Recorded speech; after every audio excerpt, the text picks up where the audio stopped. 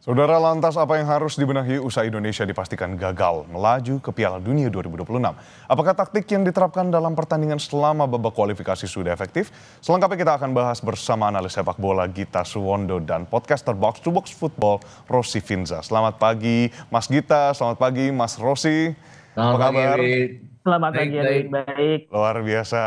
Nah, mungkin langsung kita ke Mas Gita terlebih dahulu. Mas, melihat hasil pertandingan tadi, kiranya apakah ada perubahan strategi dari permainan Indonesia yang berubah dibanding melawan Arab Saudi? Dan dinyatakan oleh Kluivert sudah lebih baik. Tapi kalau dari perspektif Mas seperti apa? Saya harus mengatakan surprise ya ngelihat line up tadi malam. Akhirnya saya bisa berpikir, oh ini orang ini mikir juga akhirnya. Artinya dia nggak keras kepala juga dengan taktiknya dia. Eh, Tetap dengan pola 4-3 dengan dua back sejajar, tapi lebih ke 4-3-3. Kemarin dia hanya ada Joe Pelupesi sebagai DM, kemudian Tom Haye jadi attacking midfielder. Ada tambahan Calvin Verdong yang saya pikir ini missing link kita pada saat melawan Arab Saudi. Kemudian Jay Izzes dan Rizky Ridho bermain luar biasa. Kevin Dix jadi bek kanan. Artinya ini pilihan-pilihan yang terbaik di belakang termasuk penjaga gawang dan juga di tengah. Mungkin babak pertama kita agak kurang kekuatan di depan dengan Miliano ada di bangku cadangan. Kemudian oleh Romani yang tampaknya masih hanya bisa bermain untuk satu babak ya. Makanya dia dimasukkan ke babak kedua. Dan Ricky Kambuaya yang juga tidak terlalu bermain baik dibandingkan biasanya justru kali ini. Tapi secara keseluruhan sebenarnya ini tim terbaik yang dimiliki Kluivert dan harus diajukan jempol dengan pilihannya dia. Untuk pertama kalinya dalam 4 pertandingan menghadapi Irak kita bisa mereduce kekuatan Irak sehingga mereka hanya menghasilkan dua shot on target sepanjang pertandingan. Biasanya mereka terus membombardir pertahanan kita, tapi tidak kali ini. Walaupun hasilnya tetap tidak berjalan sesuai dengan keinginan masyarakat Indonesia dan juga keinginan Kluivert sendiri dan juga tim pastinya. Wah, oke. Nah, ini tadi disebut dari 4 pertandingan, berarti kali ini juga akhirnya ada kepala yang diputar gitu ya Mas ya, otak yang akhirnya berjalan Iya. sinkron untuk akhirnya memecah pertahanan dari Irak. Nah, kalau Iya. untuk Mas Rossi sendiri, Mas bagaimana Anda melihat taktik yang ditetapkan oleh Patrick Kluivert dan diterapkan di lapangan? Lalu sebenarnya kalau kita mau berbicara apple to apple, apakah ada perbedaan signifikan dengan taktik yang waktu itu diterapkan oleh Shin Tae-yong? Kalau secara apple to apple dengan Sintayong jelas ada perbedaan ya, karena kalau melihat bagaimana Patrick Kluivert bekerja, terus kemudian Sintayong dulu bekerja, terlihat jelas gimana Patrick Kluivert berusaha lebih proaktif ketimbang Sintayong yang dulu lebih pragmatis gitu. Jadi sebenarnya sih kalau buat saya pribadi antara proaktif atau pragmatis itu ada plus minusnya sendiri. Tinggal bagaimana menerapkan di lapangan apa namanya pola-polanya itu udah tepat atau belum gitu. Sebagai contoh, ketika kita menghadapi Arab Saudi, kita main dengan formasi 4 back, tapi kerapatan antar lininya kurang terjaga. Makanya kemudian kita memberi banyak ruang untuk para pemain Arab Saudi gitu. Dan dari situ kemudian mereka mendapatkan peluang dan akhirnya mencetak gol gitu. Sementara ketika menghadapi Irak semalam, formasinya sama dengan 4 back juga gitu. Tadi sudah dijelaskan, dipaparkan oleh Mas Gita.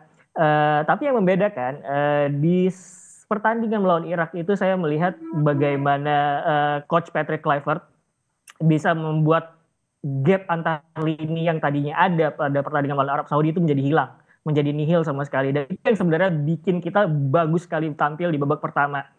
Irak kesulitan untuk membongkar pertahanan kita, kesulitan untuk membangun serangan dari lini tengah, sampai kemudian di babak kedua Graham Arnold pelatih mereka memasukkan Zidane Iqbal, dan saya kira itu yang mengubah permainan Irak pada babak kedua. Seperti itu kira-kira. Oke, berarti artinya di laga awal Indonesia sempat menekan ya di awal, tapi kenapa bisa kecolongan Betul. akhirnya untuk Mas Gita? Tadi Mas Gita bilang di awal kurang, tapi sebenarnya kalau kita lihat menekan gitu Mas. Ya, sebenarnya kalau kita lihat di babak pertama sih kita tidak dapat peluang. Itu aja intinya. Ada peluang dari Mauro Silva kayak yang kemudian menyamping, tapi selebihnya kita tidak dapat peluang. Tapi kita menguasai jalannya pertandingan jelas. Midfield itu punya kita. Kita lebih apa ya, lebih pegang bola dibandingkan dengan Irak sendiri. Itu yang agak bikin saya kaget. Tapi memang pergantian kita di babak kedua dengan 3 pergantian awal Meliano kemudian masuk, oleh Romani juga masuk ke tidak apa ya, pemain-pemain ini justru bukan tidak membawa hasil positif, tidak sebagus pemain-pemain pengganti yang ditampilkan oleh Irak. Artinya tadi ya udah dibilang sama Rossi tadi kan, Ali Yassin masuk, kemudian Zidane Iqbal masuk, ke semuanya 4 pergantian yang dilakukan Irak itu membuahkan hasil untuk mereka. Memang di mana-mana itu di dalam pertandingan di mana dua tim yang sangat seimbang yang harus yang biasanya pemenangnya adalah tim yang tidak melakukan blunder terlebih dahulu. Dan kalau kemarin mau dilihat detailnya adalah blunder dari Rizky Ridho ya. Tapi saya nggak menganggap itu sebuah kesalahan Rizky Ridho. Blunder tapi dia mencoba mengatasinya dengan merebut bola kembali, tapi kemudian bolanya direbut kembali oleh para pemain Irak dan kemudian kerjasama mereka yang diakhiri oleh Zidane Iqbal yang membuahkan hasil. Kalau kita bicara pertandingan pertama ada blunder dari Mark Klok, tapi kemudian sepanjang pertandingan Mark Klok seperti tidak berfungsi di lapangan tengah. Tidak demikian dengan Rizky Ridho, dia bermain sangat baik, membela pertahanannya dengan sangat baik, banyak clearance yang baik, banyak bloknya yang baik. Hanya tadi sebuah kesalahan kecil yang kemudian dihukum oleh Irak itu aja. Tapi selebihnya sebenarnya kita mengimbangi Irak dari sisi permainan, tapi mungkin tidak dari sisi hasil. Ya mungkin kurang tepat kalau kita tidak menghargai pemain karena Betul. pemain-pemain ini sudah memberikan semuanya walaupun harus tersingkir. Andaikan ini hanya di putaran ketiga di mana kita masih punya sisa 8 pertandingan, ini tim yang tadi malam bermain akan sangat menjanjikan. Mungkin tidak sekarang karena mereka tersingkir, itu aja bedanya. Tapi kan memang balik-balik lagi, tanya Rossi deh, football itu selalu kejam terhadap hasil. Betul. Itu Jadi aja. memang bukan hanya faktor pemain, faktor strategi, tapi timing juga penting, Mas. Tapi kalau kita Ya. tadi lihat dari komposisi yang Mas jelaskan, Mas Gita menganggap berarti semua lini ini sudah bekerja dengan maksimal, sudah tepat sasaran, efektif seperti itu, Mas. Sudah tepat. Mungkin di depan kita kurang apa ya? Kurang greget untuk cetak gol karena kita tidak bisa memakai Ole Romeni sepanjang 2 kali 45 menit. Emiliano Jonathans juga yang punya kecepatan di kanan tidak main sepanjang 2 kali 45 menit. Hanya di babak kedua. Tapi balik-balik lagi setelah mereka masuk, justru pergantian Irak yang membuat mereka lebih menguasai lapangan tengah. Itu tadi kenapa kemudian passing-passing kita yang bagus di babak pertama harus kita ganti dengan crossing yang tidak membahayakan pertahanan Irak. Setelah mereka unggul baru kita main passing-passing kembali yang berbuahlah sebenarnya ke daerah pertahanan Irak walaupun tidak menghasilkan shot on target, tapi ada beberapa kali kita membahayakan pertahanan Irak. Luar biasa. Jadi Mas Rossi, pertanyaan yang sama mungkin, apakah semua lini sudah efektif? Dan pastinya ini kalau kita lihat ada keputusan pergantian pemain, itu juga mungkin perspektif dari Mas Rossi seperti apa? Ya kalau melihat antar lini saya merasa bahwa ini jauh lebih baik ketimbang Arab Saudi nih. Tadi saya sudah menyebutkan bahwa ketika menghadapi Arab Saudi antar lini itu ada banyak sekali jarak yang bisa dimanfaatkan oleh pemain lawan gitu. Nah, pada pertandingan Irak ini tidak ada gitu. Kita bisa melihat bagaimana ketika Irak berusaha melakukan build up serangan, mereka biasanya mengalirkan bola ke pinggir gitu. Karena tengah itu compact buat para pemain Indonesia gitu. Jadi kesatuan itu ada. Terus kemudian usaha kita untuk mengkreasikan peluang itu juga ada.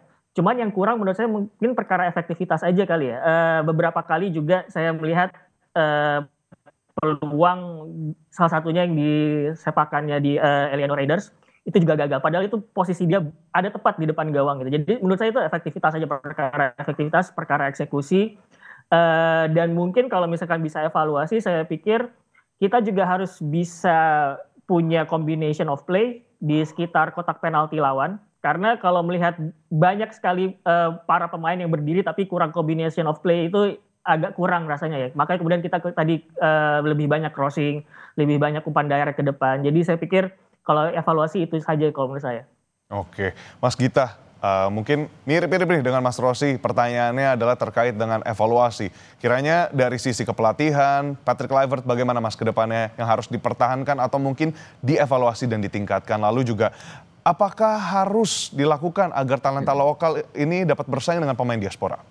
Iya, kalau reward dan punishment harusnya ada, tapi saya nggak menganggap bahwa punishmentnya itu harus kemudian dia keluar, karena kalau keluar jadi kita balik lagi dari nol dengan kepelatihan yang baru, siapapun yang jadi pelatih, apalagi kalau pelatihnya dari luar, dia pasti kan akan bawa bawa apa ya asisten-asisten yang baru, artinya kita mulai kembali dari nol. Ini kedepannya ada AFF tahun 2026, ada Piala Asia di bulan Januari, 7 Januari 2027 sampai 5 Februari 2027. Artinya disinilah ujian bagi Clever sesungguhnya apakah dia bisa memainkan permainannya sepanjang pertandingan seperti halnya yang sama dengan tadi. Kalau boleh dibilang ini salah satu permainan terbaik yang dia tampilkan sejauh ini. Dan dari 8 pertandingan di mana dia salah pasang pemain, salah formasi 4 kali dengan kekalahan, baru kali ini dia kalah dengan dia formasi yang tepat. Jadi masih jangan di apa ya, jangan, saya nggak setuju juga dengan tagar dia out karena masih harus apa ya, harus diuji lagi apakah dia pantas atau tidak dan hanya dari turnamen itu dia bisa melakukan.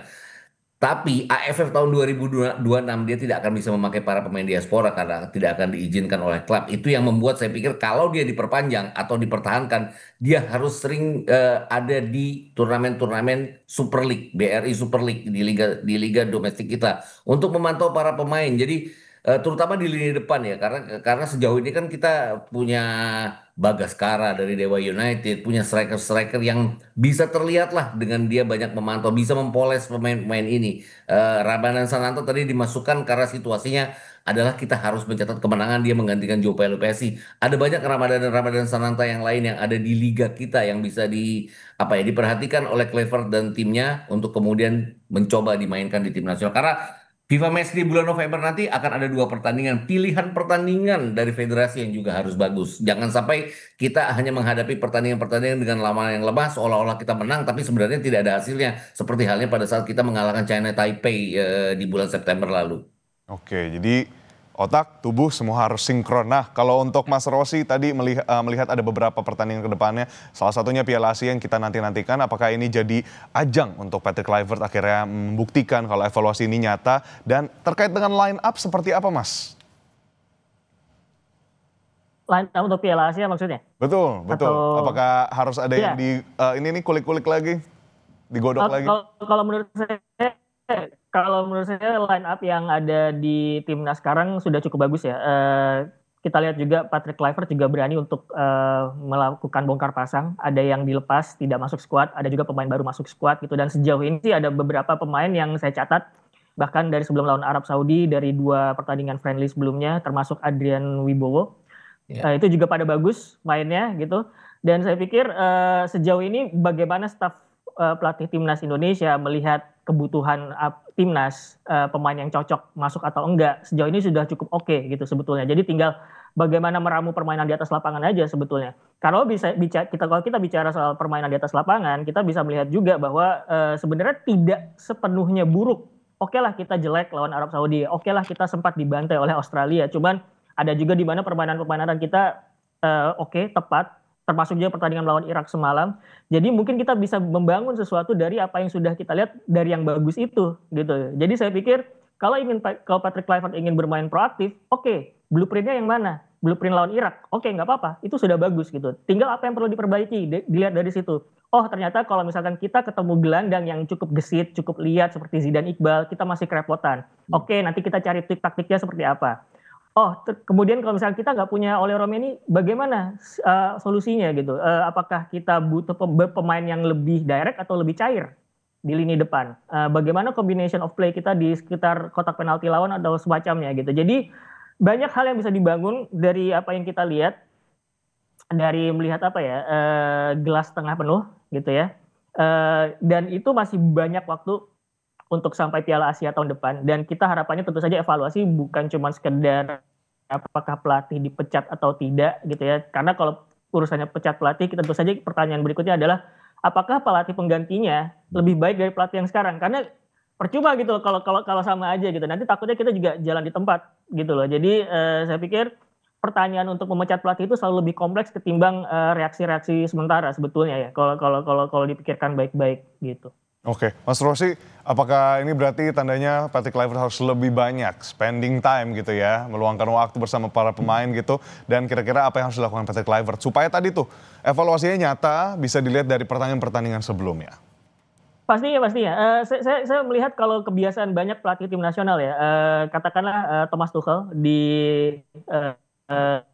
timnas Inggris, kita bisa melihat dia setiap pekan ada di stadion-stadion di Premier League gitu. Dia memantau pemain siapa aja yang bisa masuk, siapa saja yang mungkin ditepikan lebih dulu gitu ya.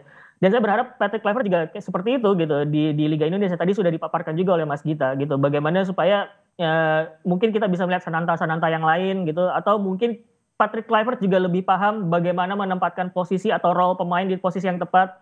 Karena kita lihat ketika menghadapi Arab Saudi beberapa hari lalu, dia memainkan Yakub Sayuri sebagai fullback ketika dia sebenarnya lebih bagus untuk offense sebagai wingback gitu. Jadi hal-hal seperti itu, keterbiasaan seperti itu yang mungkin bisa jadi evaluasi juga buat Patrick Kluivert.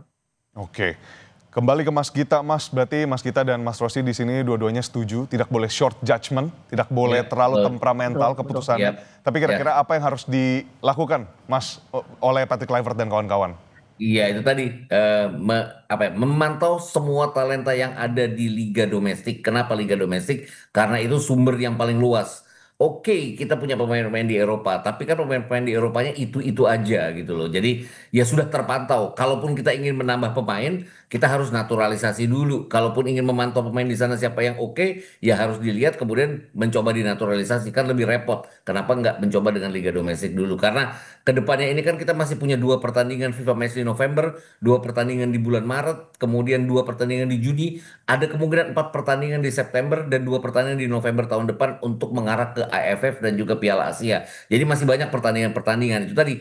Asal pilihan pertandingannya juga oke. Daripada memecat pelatih, kita harus bayar kompensasi. Ya mendingan uangnya dipakai untuk membina tim ini dengan pertandingan-pertandingan persahabatan yang mumpuni menuju ke AFF dan Piala Asia. Gitu. Oke, berarti dua-duanya sepakat kita ya, dan semuanya Yes. pastinya apresiasi harus tetap diberikan kepada timnas Indonesia yang memang kalau saya bilangnya bukan pupus gitu harapannya atau pupus jalannya di Piala Dunia, tapi harus kembali jadi bekal untuk pelajaran berikutnya di Ya, dalam betul. ya laga-laga berikutnya yang akan datang seperti yang tadi Mas Gita dan Mas Rosi bagikan kepada kita. Lalu juga tadi ini highlight yang menarik karena harus berkaca dan juga harus melihat potensi dari pemain-pemain di Liga Domestik. Nah itu menurut saya yang jadi sorotan ya pada dialog kita pada hari ini. Terima kasih analis sepak bola Mas Gita Suwondo dan podcaster Box to Box Football Mas Rosi Finza atas waktunya bergabung bersama kami secara daring. Jangan lupa tidur Mas. Yes. Terima kasih Sehat-sehat selalu. sekali.